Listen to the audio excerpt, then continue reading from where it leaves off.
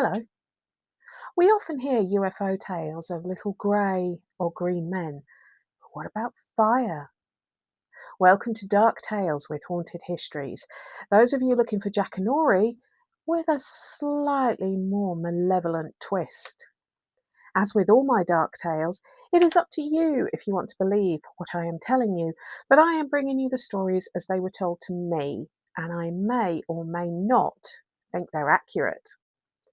It is late evening on the 20th of September in 1965.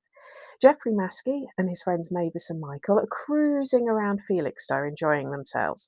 They decided to pull over on a quiet part of Walton Avenue, and for some reason, Michael got out of the car and wandered off into a wooded area nearby.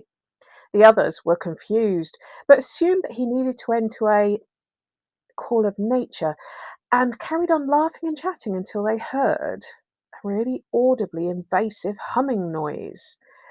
The sound was starting to make them feel very uneasy, so they got out of the car to try and find out what it was. Around 90 feet above them was an oval shape, hovering in the sky, but seemingly on fire as it was giving off a bright orange glow.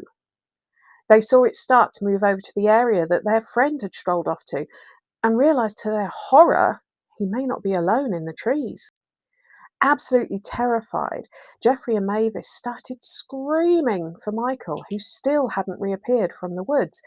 Whether he responded to their calls or had merely finished what he was doing, he stumbled out of the undergrowth and collapsed to the ground, seemingly unconscious, but with strange burn marks to his neck. They managed to manhandle him into the car and drove to the nearest hospital.